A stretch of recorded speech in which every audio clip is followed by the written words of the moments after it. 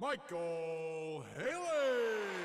Alright everybody, it is officially the final week of the regular season here in the PWC. This season certainly wasn't what I wanted it to be, but I still want to thank everyone who supported us throughout the season. To wrap this season up, we're going to be taking on the New York Conks, coached by Gregsillo. Taking a look at the roster, they have a team of Signature Genghis Kong, Mega Mawile, Terrapagos, Aegislash, Hatterene, Porygon 2, Alolan Marowak, Whimsicott, Jellicent, Ditto, Carbink. Now I just wanted to share a couple of facts about this team before I get into my predictions, because this is just one of the most interesting teams I've ever seen in a draft league. First off, ignoring Genghis Kong's ability to terrestrialize out of its typing, there's 4 normal types on this team. This guy is literally normal maxing. Second, 2 of the top 3 kill leaders on this team are some of those normal types. The first being Terrapagos, which has 9 kills this season. The second being Ditto, that has 7 kills this season. And the third is going to be Alolan Marowak with 5 kills. Third and lastly, 3 of Greg's Pokemon have yet to come to a single game this season. Those 3 being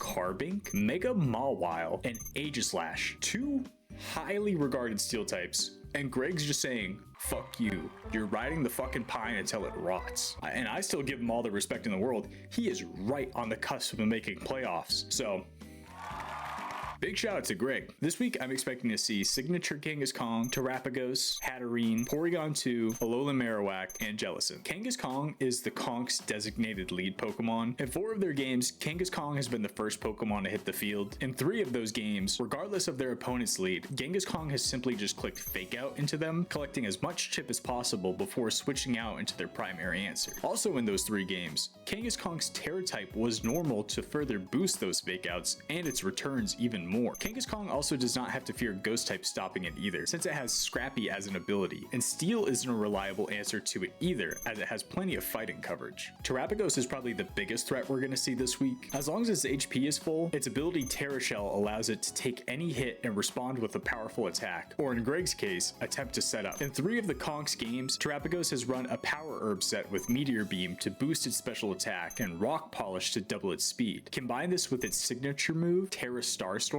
a base 120 special attack, and any other coverage move you could imagine, and it's obvious why this thing is the Conks kill leader. Hatterene can wear a few different hats for this team, no pun intended. Since the base speed of the Conks team is very low, it's easy for Hatterene to set up Trick Room for any of these threats, while also being threatening in its own right with its impressive special attack stat. It also has good defenses, which makes it a potential pivot. Lastly, it has the ability Magic Bounce, which makes it hard for us to set up hazards to break Terrapagos' Terra Shell, or toxic bulkier mons to keep them on a timer. It is often debated Porygon 2 is actually better than its evolution Porygon Z, due to its decent natural bulk being boosted even further thanks to the Eviolite item. Pair that with its decent special attack stat, and Porygon 2 could actually be a big headache for our team. I've seen Alolan Marowak used in 2 different ways with the Conks team, a defensive set with a Rocky Helmet, or a Trick Room abuser with a Thick Club and max attack. Either one I think has a good matchup against us. The more defensive version could deal with our physical attackers like Infernape or Scizor, while we don't have many answers to it in Trick Room, so an offensive variant could easily pick up a lot of kills. Lastly, Jellicent is just another bulky Pokemon that shuts down a lot of physical attackers, even some special ones too. Whether it burns us with the Scald or repeatedly keeps its HP high with Strength Stat while also lowering our attack stats, it won't be easy for us to take it down. Before we get into our last team breakdown of the season, instead of repeating the move over and over, I just wanted to stress now that we're going to be doing our own kind of maxing this week, and that's going to be knockoff maxing. Pretty much, if a Pokemon had knockoff, it was coming off the bench this week and running it, okay?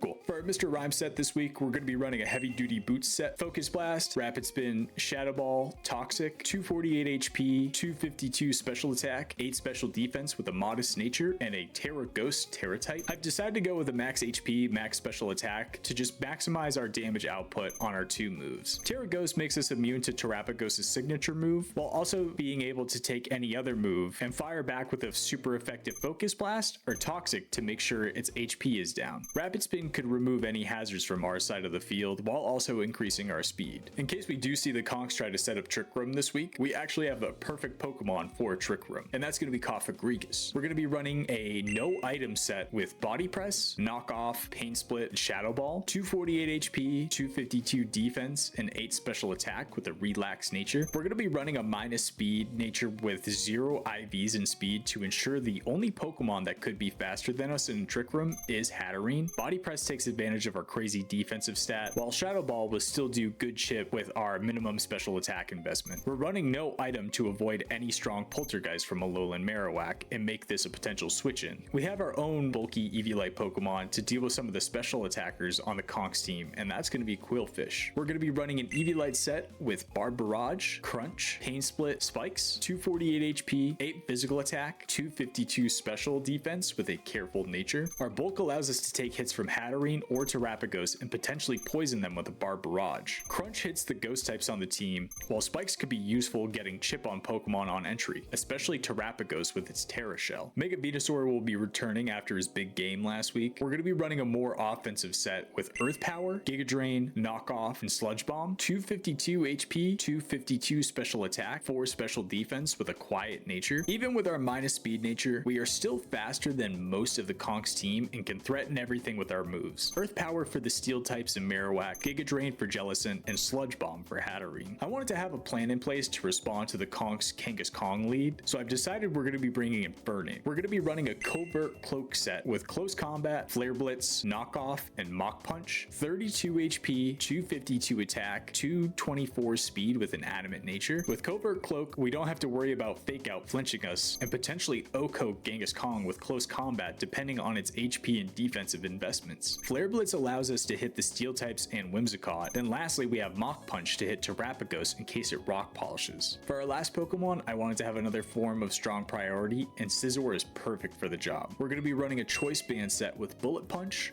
Close Combat, Knock Off, U-Turn, 248 HP, 252 physical attack, and 8 speed with an adamant nature. Choice Band just allows us to hit everything on the Conks team hard. Bullet Punch for Hatterene and any other faster Pokemon, Close Combat for all 4 of the normal types, and then lastly we just have U-Turn to give us some momentum. That's going to be it for the Torterras this week, and for the last time this season, I will see all of you at the game. It is so cool to be here. And believe me, I know cool.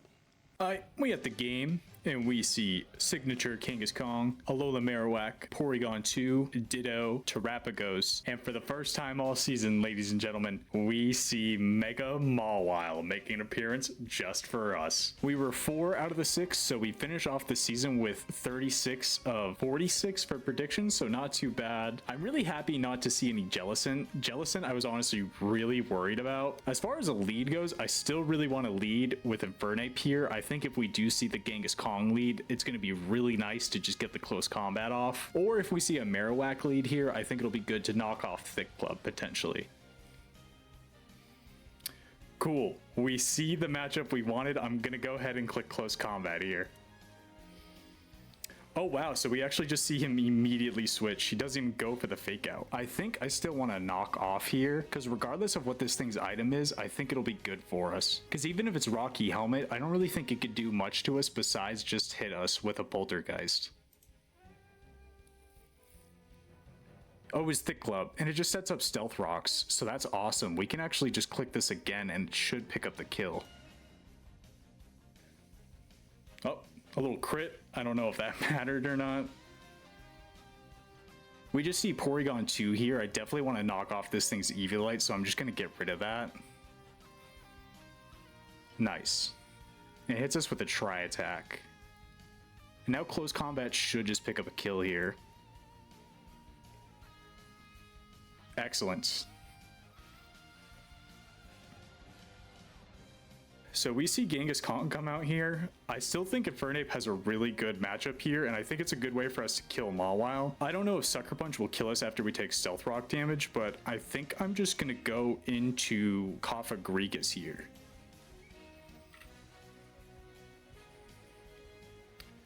So we just see the Terra Normal Fake Out, and now instead of Scrappy, this thing has Mummy, so it can't hit us. And I'm pretty free to just fire off a Body Press. Alternatively, we could just go for Knockoff or Shadow Ball, predicting Ditto coming in here. I think I might do that actually. I feel like Ditto would probably be their play.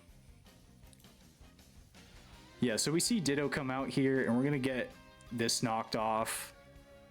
It's going to be Choice Scarfed. I really don't think we need Mr. Rhyme that much, so I'm going to go ahead and just sack it.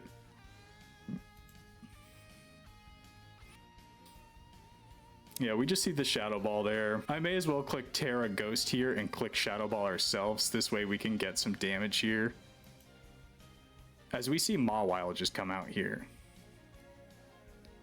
and take a fat 67%. Oh, wow. Mawile could easily just hit us here with a Sucker Punch. I think I'm just going to click Shadow Ball here again, honestly. I brought Mon out to sack it anyway, so why not just do this? Oh, he just actually lets Mawile go down. We don't see any Sucker Punch. All right, Terrapagos is out here.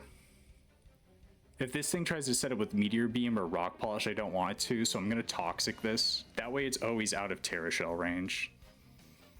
Yep, so it goes for the Rock Polish here, and we can Toxic it.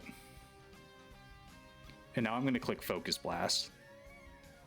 So we do see the power of Meteor Beam set. That should kill us right there. And that's okay, because now we can just bring out Infernape here and click Mach Punch. Wow, that ate very well. I'm just going to bring out Quillfish here, because I think with Quillfish's bulk, we should be able to live 1+1 hit from this. And then I'm just going to go for a Barb Barrage here, because it'll do more. Yep, so we eat that up and just knock it out. Kangaskhan comes out here, probably just to fake out us, I suppose. So I'm going to just click Spikes to waste PP on this. There's really no use in me trying to do anything else. Oh, it just goes for Earthquake. Wow. Okay. I'm going to go ahead and go into Griseous here and just go for a Pain Split. Try and get our HP back up. We might just see the Ditto come back out here too. Yep. And we live the return, and now it can't hit us, and we get our HP back up, which is nice. And now we can just go for Body Press. I don't care if Ditto comes out here. All Ditto can really do is Shadow Ball us, so I too am just going to Shadow Ball. Yeah, we live, and we win the speed tie again here. Nice. I don't really think this thing can touch Scizor, honestly, so I'm just going to go into Scizor here. Yeah, that's not doing a lot. And then I can just fire off a CC here. Oh, it had Fire Punch. No. Okay. I think Venusaur should be 1v1 this, though. We can just click Sludge Bomb here. It's more powerful.